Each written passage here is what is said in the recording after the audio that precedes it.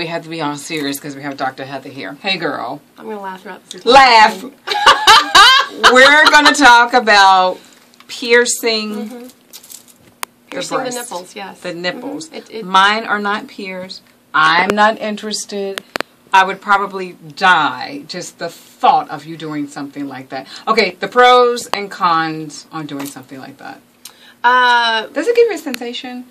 Some people lose sensation. Actually. Oh, you lose. Not talking about like a sexual sensation. Some people feel that there is stimulation that happens with that. Absolutely, okay. And some people are very much for it. And other people have had patients that have lost sensation. It's something that's not commonly done.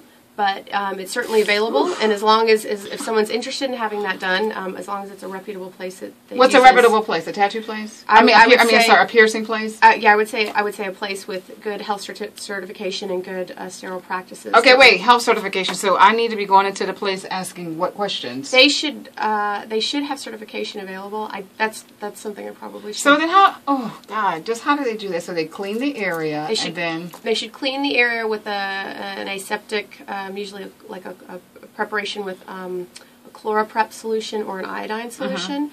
They usually don't use any kind of anesthetic, and apparently that's part of the experience. Ooh. And yes, and usually they take a very large gauge needle. Oh, God help me! Yes, I know. God help us all. So they usually take a large gauge needle. They go all the way through the middle of it, and then they'll place usually a bar through it with a little a metal screw or a ring type piercing. And it's different types, and there are all sorts of different things that can be done, from my understanding. What is the worst case scenario if it goes wrong? If it goes wrong, some of the things that can happen is it can erode through. It can actually hurt some of the tissue, and the body can try to kick it out, and it can erode through and split up the nipple. The other thing that can happen, again, it can be torn out, or if it gets caught on something for whatever reason. And I have seen people with infections where it gets very infected and can cause pus to go into the breast and have to drain infection. You have to take the breast off? No. Oh, okay. No, we merely release the infection, treat them with antibiotics, and usually have to remove the foreign body, the piercing itself, to allow the body to heal. Okay, but now if you did get it done, how do you keep it clean?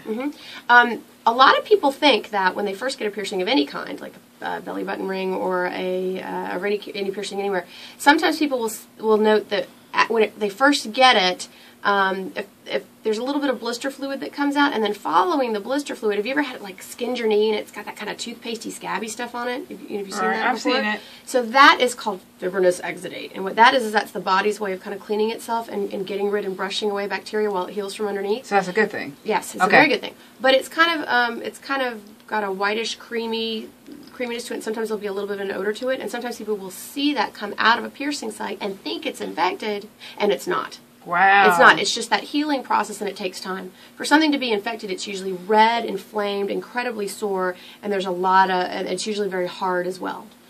Listen, we need to take care of the babies, okay? Both of them. So if you did the piercing, okay. But if you're having some issues, you need to call Dr. Heather. What's your phone number? The phone number is 404-351-1002. You know that website, though, don't you? I do. It's AtlantaBreastCare.com. So she will take care of the take care of yourself. The breast. Take care of yourself.